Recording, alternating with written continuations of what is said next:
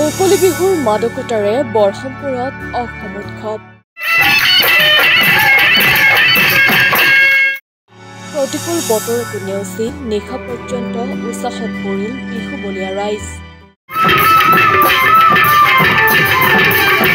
নগাঁও জিলাৰ ঐতিহ্যমণ্ডিত বৰহমপুৰত এদিনীয়া বৰ্ণাঢ্য কাৰ্যসূচীৰে আয়োজন সমন্বয়ৰ বাৰ্তাবাহক অসম উৎসৱ।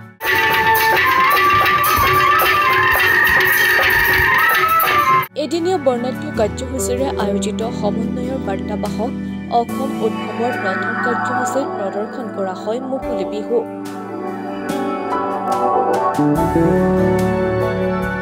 মঙলবাৰে বিয়লি অনুষ্ঠিত হোৱা মুকলি বিহুৱে ঐতিহাসিক বৰহমপুৰৰ ৰাজহুৱা খেলপথাৰত এক দৃষ্টিনন্দন পৰিৱেশৰ সৃষ্টি কৰে। বৃহত্তৰ অঞ্চলটোৰ বিভিন্ন জাতি জনগোষ্ঠীৰ মিলনভূমি বৰহমপুৰত সকলোৱে একত্ৰিতভাৱে বিহু প্ৰদৰ্শন কৰি পৰিণত কৰিলে সমন্বয়ৰ এক উৎসৱস্থলীলৈ। ৰঙালী বিহুত মুকলি বিহু প্ৰদৰ্শনৰ বাবে যোৱা ২৪ মাৰ্চৰ পৰা চলি আছিল বিহু কৰ্মশালা।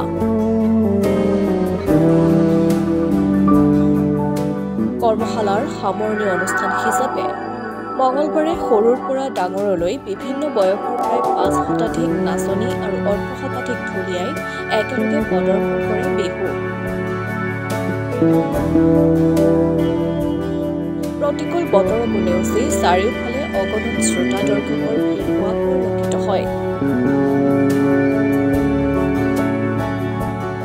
ৰঙালী বিহুৰ এক অনন্য বাতাবৰণৰ মাজত অসম উৎসৱৰ এই মুকলি বিহু অনুষ্ঠিত হৈছে আৰু অনাগত দিনত বৰহমপুৰৰ এই অসম উৎসৱ অসমৰ উৎসৱৰূপে প্ৰতিষ্ঠিত কৰিবলৈ আশাবাদী উদ্যোক্তা সমিতি। আপোনালোক সকলোৱে জানে প্ৰতি বছৰে বৃহত্তৰ বৰহমপুৰৰ ৰঙালী উৎসৱ উদযাপন সমিতিৰ তৰফৰ পৰা অসম উৎসৱৰ আয়োজন কৰা হৈছে আৰু এই অসম উৎসৱে বৰহমপুৰৰ নহয় সমগ্ৰ অসমত এক সুখী সমাদৰ লাভ কৰিবলৈ সক্ষম হৈছে। বিগত ২০২২ বৰ্ষত সমগ্ৰ অসমৰ ভিতৰতে আমাৰ অসম উৎসৱে দ্বিতীয় শ্ৰেষ্ঠ বিহু সমিতিৰ উদযাপনৰ দিশটোলৈ চাই পুৰস্কাৰ লাভ কৰিছিলে প্ৰতিদিন টাইমৰ ফালৰ পৰা। আৰু এইবাৰো আমি আমাৰ যত্ন ত্ৰুটি কৰা নাই। আমাৰ অঞ্চলৰ ৫৭০গৰাকী শিশু চেমনীয়া যুৱতীক আমি বিহু নৃত্যৰ প্ৰশিক্ষণ প্ৰদান কৰি ইতিমধ্যে আজি আপোনালোকৰ সন্মুখত প্ৰদৰ্শিত কৰা হৈছে তেওঁলোকৰ বিহু নৃত্য। আৰু লগতে ঢুলীয়াসকলক আমি ঢোল বাদন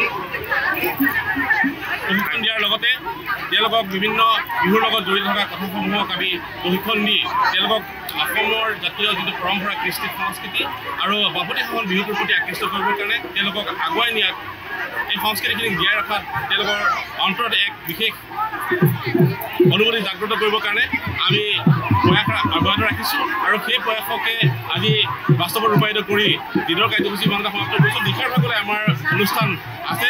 অসমৰ জনপ্ৰিয় কণ্ঠশিল্পী প্ৰাণদীপে গীতৰ শৰাই আগবঢ়াব। সকলোকে আমি আমাৰ অনুষ্ঠানৰ প্ৰতি দেখুওৱা সমগ্ৰ অঞ্চলৰ ৰাইজৰ প্ৰতি আমি উদযাপন সমিতিৰ তৰফৰ পৰা কৃতজ্ঞতা জ্ঞাপন কৰিছোঁ। উল্লেখ্য যে ২০২২ বৰ্ষত স্বাধীন প্ৰতিদিন গোষ্ঠীৰ ফালৰ পৰা ৰাজ্যৰ ভিতৰতে দ্বিতীয় শ্ৰেষ্ঠ বিহু সন্মিলনীৰ পুৰস্কাৰ লাভ কৰিবলৈ সক্ষম হৈছিল বৰহমপুৰৰ অসম উৎসৱে।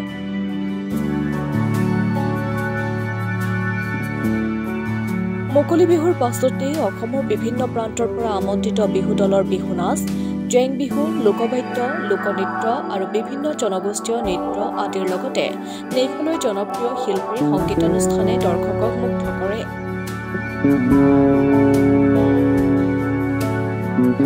উল্লেখ্য যে বৰহমপুৰৰ উন্নয়নৰ ক্ষেত্ৰত অসম উৎসৱৰ এক ভূমিকা আছে আৰু অসমৰ উন্নয়নৰ ক্ষেত্ৰতো এই উৎসৱে গ্ৰহণ কৰিব এক যোগাত্মক ভূমিকা। আজি আমাৰ বৰহমপুৰৰ এই অসম উৎসৱৰ বাকৰিত আপোনালোকে ইতিমধ্যে দেখা পাইছে যে আমাৰ ইয়াত ৫ শতাধিকৰ ওপৰ নাচনী আৰু ঢুলীয়াই মিলি মুকলি বিহু পৰিৱেশন কৰিছে।